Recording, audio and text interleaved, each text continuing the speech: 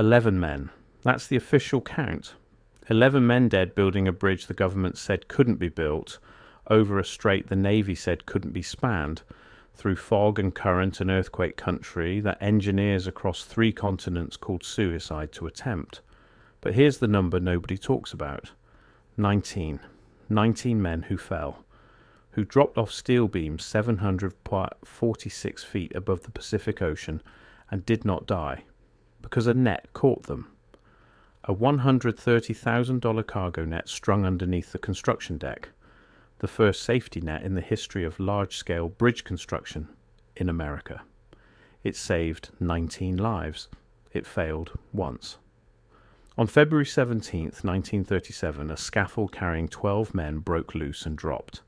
The net held for a moment, then it tore. 10 men went into the Pacific, 10 men the net was supposed to catch. Before we're done, you'll understand exactly how you build a bridge across the most dangerous strait on the West Coast during the worst economic collapse in American history, with workers who showed up because they had nowhere else to go. And we're going to count exactly what it cost them to do it. The Golden Gate is not a bridge, not yet.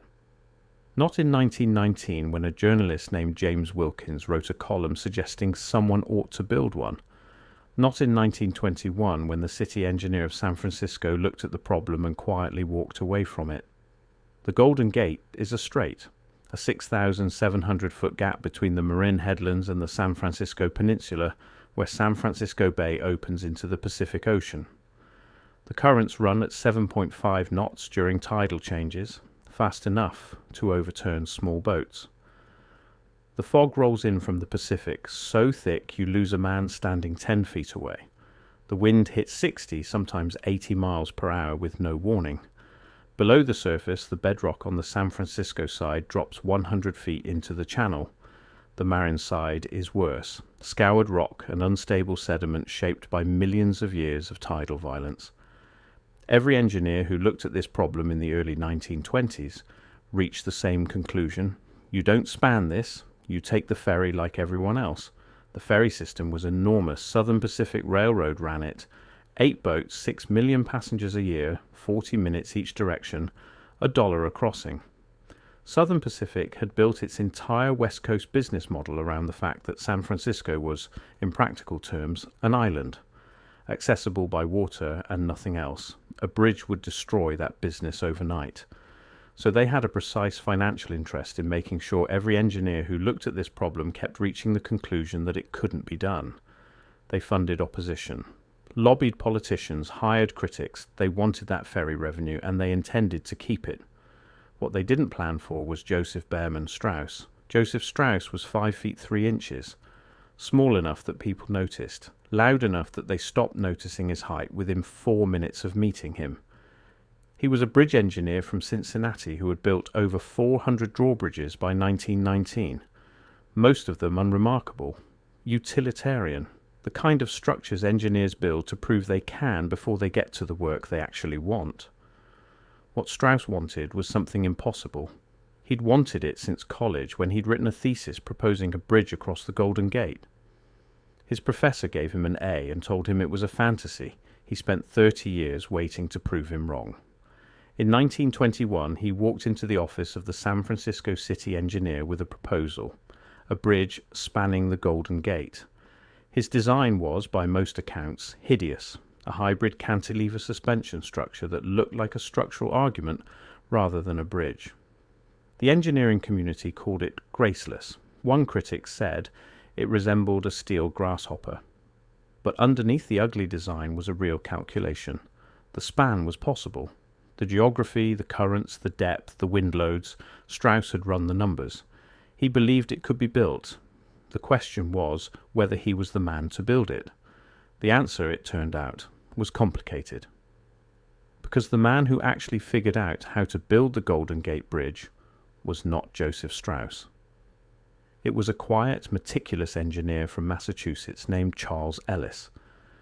And by the time the bridge was finished, almost no one would know his name. Charles Alton Ellis had a resume that made other engineers feel insufficient. Mathematics degree, graduate work in structural engineering, professor at Purdue University.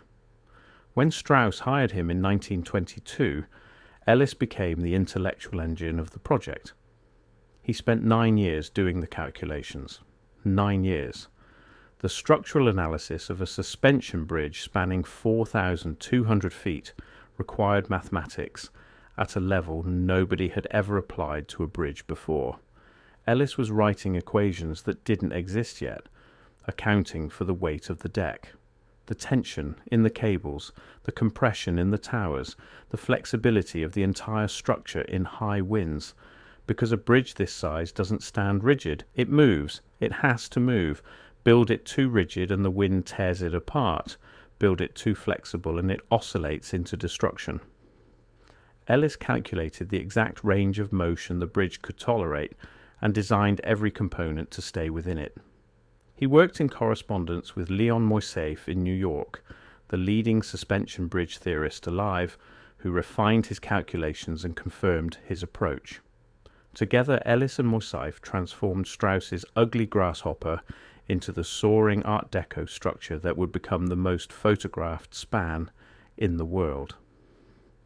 Then in 1931, with the design complete and financing nearly secured, Strauss fired Charles Ellis, sent him a letter terminating his employment, no severance commensurate with 9 years of work, no credit, no acknowledgement in the official engineering record. Ellis wrote back asking to at least be present for construction, to consult, to see the thing he had designed get built. Strauss refused. When the bridge opened in 1937, the official documentation listed Joseph Strauss as the engineer. Ellis's name appeared nowhere. He spent the rest of his career teaching at the University of Illinois, never publicly disputing Strauss, never getting the recognition he was owed. He died in 1949. It took until 2007, 70 years after the bridge opened, for the Golden Gate Bridge District to formally acknowledge that Charles Ellis was the primary designer. The bridge he designed without getting credit for designing is still standing. Still carrying 10 million vehicles a year over the strait, he spent 9 years figuring out how to span. By 1928, the bridge had survived its engineering battles. Now came the political ones.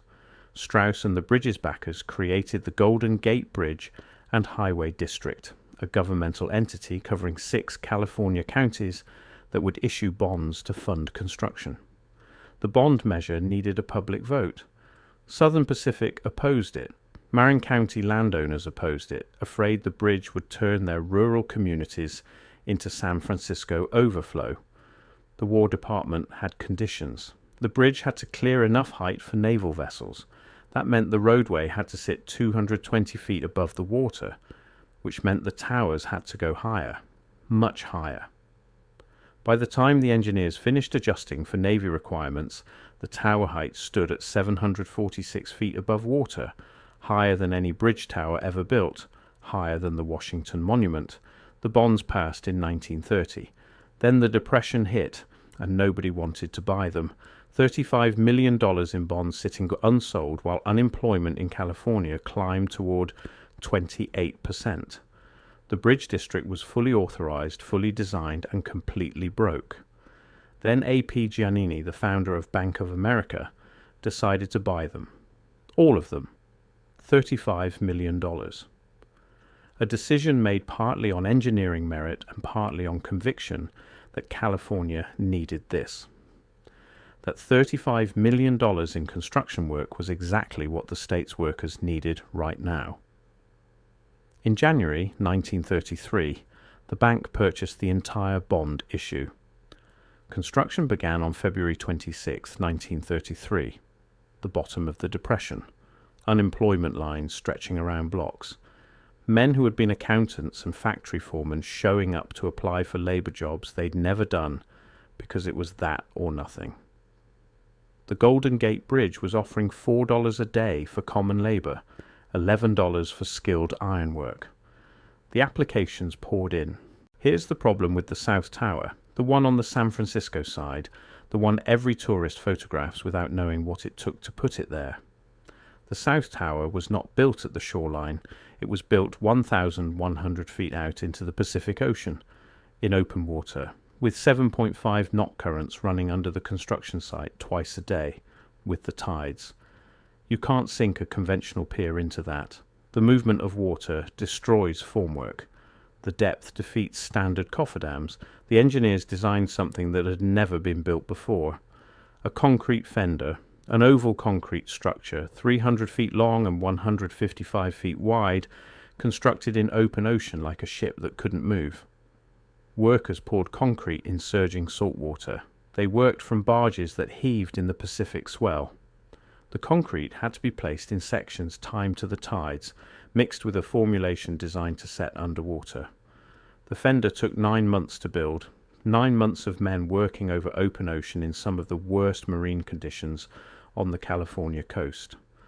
And when it was finished, they pumped out the water inside it, created a dry working area, drove pile foundations 100 feet down into the rock beneath the channel, and began building the pier. 50,000 tons of concrete.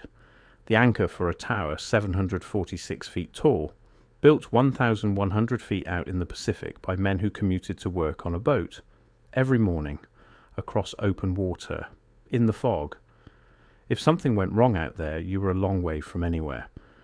Most of the workers who built the Golden Gate Bridge were local, Californians desperate in the Depression, grateful for $4 a day.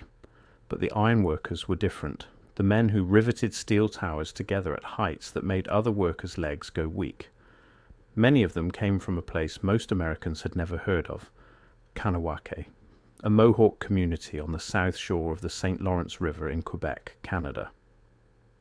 The Mohawk people of Kahnawake had been working high steel since 1886, when a railway bridge was constructed near their land, and the Dominion Bridge Company hired local men to help. Something happened in those early crews that the company hadn't anticipated. The Mohawk workers showed no fear of height, moved across narrow beams at elevation with a steadiness that experienced ironworkers found remarkable. Within one generation, Kahnawake men were following big steel projects across North America. The Empire State Building, the Chrysler Building, now the Golden Gate. They worked alongside Irish and Italian and Spanish ironworkers, alongside men with no experience who needed the money and learned fast or were let go. The Mohawk workers brought 50 years of accumulated knowledge passed from father to son. They knew how to read a beam, how to feel the wind shifting before it hit, how to move at height without overthinking the distance below. The riveting gangs worked in teams of 4. A heater with a bucket of coals, a catcher with a metal cone, a bucker-up pressing the rivet flat from the backside, a riveter with a pneumatic hammer driving it home.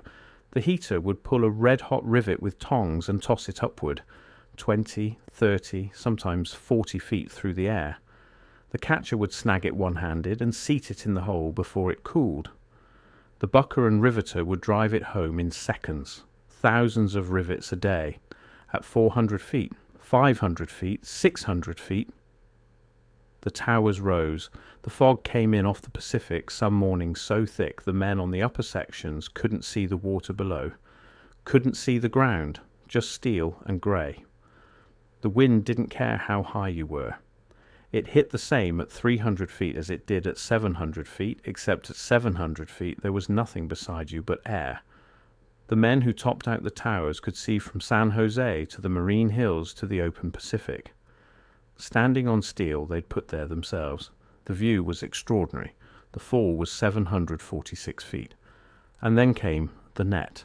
Before construction began, Joseph Strauss made a decision that every other major bridge project in America had refused to make. He was going to spend real money on safety. Hard hats, not yet standard practice anywhere in American construction, were made mandatory on the Golden Gate project, first major construction project in the country to require them. Safety lines, required, and the net. A massive cargo net made of manila rope strung from wooden outriggers extending beyond the edges of the construction floor, covering the full width of the bridge deck and hanging 60 feet below it, cost $130,000 in 1933 dollars. The board questioned it. Nobody had ever spent that kind of money on a construction safety net. Strauss held firm. The math was straightforward. Men working at these heights would fall. Some would fall. When they fell, the net would catch them. That was the argument. And it worked. Between 1933 and early 1937, 19 men fell off the bridge, fell from steel beams from the construction deck, from scaffolding at positions where falling meant dying. Every one of them hit the net. Every one of them lived. They gave themselves a name. The Halfway to Hell Club, some wore it like a badge, survived the 200-foot drop, walked away. A few went back to work the next morning. The net had done exactly what it was built to do. And then came February 17th, 1937. The bridge was nearly finished. The roadway deck was being hung in the last sections. A travelling scaffold, a large wooden platform suspended from cables underneath the deck, was being used to install final formwork. 12 men were on it. 12 men hanging in mid-air over the strait, 240 feet above the water, doing the close work that finishing a bridge requires.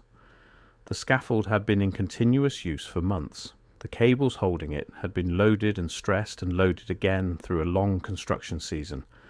At 10 in the morning, a support cable snapped, then a second. The scaffold lurched sideways. Men grabbed for anything. The platform tilted, then dropped. All 12 men went off together. Some fell straight down. Some fell with sections of debris. All 12 hit the net. For a moment the net held. It took the weight of 12 men and a scaffold platform hitting simultaneously at speed. Then the manila rope, months old and weather-worn, began to tear. The net had been designed for a man falling. Not a scaffold. Not a scaffold plus 12 men. Not all of that weight at once. 2 men caught the tearing edge and held on.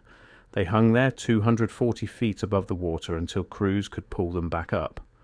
The other 10 went through. 10 men fell from the torn net into the Pacific. The water temperature was 50 degrees. The current was running hard. A 240-foot fall into water is not like hitting a pool. At that height and velocity, the surface behaves like concrete. 8 of the 10 died on impact. 2 survived the fall. 1 was pulled from the water alive and recovered. 1 was recovered and died. 10 deaths before noon. 10 men who had come to work that morning on a bridge that was almost finished. The Halfway to Hell Club had 19 surviving members. It would have had 29 if the net had held one more time. 11 men died building the Golden Gate Bridge. That is the number in the official record. 10 from February 17th, and 1 earlier. Kermit Moore, a labourer who fell from an unprotected section of catwalk in October 1936, before the safety net had been extended to cover that area. 11 deaths across 4 years of construction on one of the most complex engineering projects in American history. Here's the context for that number. The industry standard at the time was 1 death per $1 million spent on major construction. The Golden Gate Bridge cost $35 million. The industry would have accepted 35 deaths as within normal parameters. There were 11. Because of the hard hats, because of the safety lines, because of the $130,000 net that the board of directors had questioned as an unnecessary expense. Strauss's safety investment cut the expected death toll by more than 2/3. Do the math on what that means. 24 men are alive and have children and grandchildren alive right now because someone insisted on spending money that everyone else said wasn't necessary. That is what safety costs. That is what it saves. The February 17th scaffold failure is not a story about the net not working. It is a story about what happens the one time the thing that worked every time before reaches the edge of what it was designed to handle. The net was not built to catch a scaffold. It was built to catch a man. For 4 years, every time it was tested for what it was built for, it did not fail. 4 cables. That is what holds the Golden Gate Bridge up. 4 main suspension cables, each 36.5 inches in diameter, each made of 27,572 individual wires spun together so tightly you cannot see where one ends and the next begins. 80,000 miles of wire total. If you unwound every strand from both cables and laid the wire end to end, it would circle the Earth more than 3 times. The spinning process was a feat of industrial precision. A spinning wheel travelling back and forth on the catwalks, laying wire after wire in parallel, binding them into bundles, binding the bundles into the full cable. 8 months of continuous work. 80,000 miles of wire that would hang there indefinitely, holding the weight of the deck and every vehicle that crossed it. Except not all of it was the wire it was supposed to be. A contractor supplying the cable wire was caught substituting substandard material. Wire that did not meet the tensile strength specifications. Wire that would fail at lower loads than the design required. Whether it was a production error or deliberate substitution to cut costs is not definitively established. What is established is that it was tested, found deficient, and the contractor was quietly penalized. No prosecution, no public disclosure. The substandard wire stayed in the cables. The engineering response was to add extra strands. More wire wound in to compensate for the capacity the deficient wire had reduced. It worked. The cables have held for nearly 90 years. The bridge has carried more than 2 billion vehicles. The substandard wire is still in there. It is in there right now, wound into the cable you drove under the last time you crossed the bridge, compensated for, holding its share of the load, not the wire it was supposed to be, still doing the job. Pedestrian day. Before the cars, before the official opening, the bridge opened to foot traffic for one day so the people of San Francisco could walk across the thing they had been watching go up for 4 years. 200,000 people crossed, some of them ran. A man roller skated across on stilts. A woman walked the full span in high heels. People came from every part of California. They had waited years for this, and now they walked 4,200 feet above the Pacific on a bridge that shouldn't exist. The next day, President Roosevelt pressed a telegraph key in Washington. The signal traveled across the country to San Francisco. The Golden Gate Bridge officially opened to vehicle traffic. The ferry system Southern Pacific had spent 15 years fighting to protect was functionally obsolete within the year. Nobody wanted a 40-minute ferry crossing when they could drive across in 10 minutes. Southern Pacific's predictions about the business impact were entirely correct. They just couldn't stop it. And Strauss stood at the opening ceremony and accepted credit for designing and building it. He died 11 months later. Some accounts say he had been in declining health for years, that the stress of the project had cost him more than anyone understood. He got the credit. Charles Ellis, who had spent 9 years on the mathematics of the thing, was in Illinois, teaching.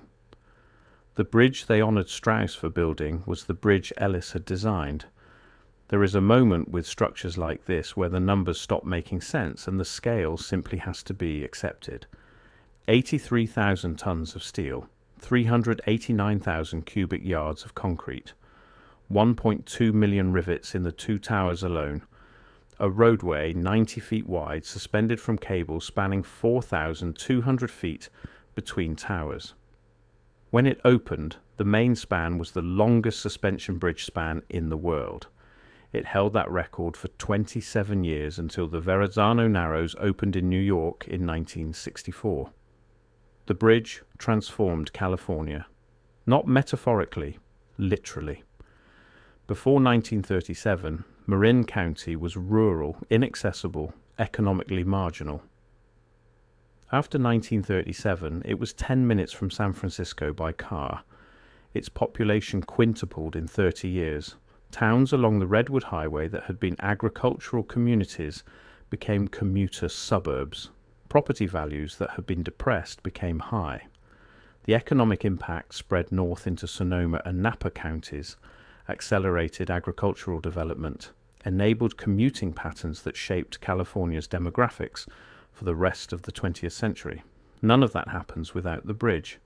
Every winery in Napa that ships freight through San Francisco, every commuter who crosses into Marin, every tourist who stops on the headlands to photograph that red-orange span in the morning fog, all of it tracing back to Ellis's equations and a $35 million bond purchase by a bank that believed in the math. The bridge is still there. Obviously, you can see it from space on a clear day. 746-foot towers visible from 25 miles, on the water. You can walk the pedestrian path, the same one 200,000 people walked on May 27, 1937, and look over the railing at the Pacific and understand immediately why everyone who studied this problem before 1933 said it couldn't be done.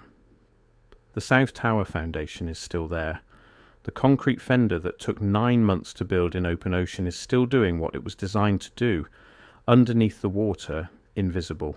The cables are still there. 80,000 miles of wire, including the wire that should never have been installed, compensated for, still carrying the load. The net is gone. Long gone. Removed when construction finished in 1937. What it saved, and what it failed to save, is in the names of the men who are not here. 11 names the Bridge District eventually memorialized.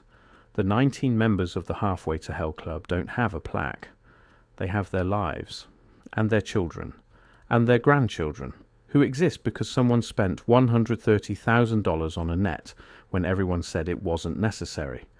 The Mohawk Ironworkers from Kahnawake don't have a marker on the bridge.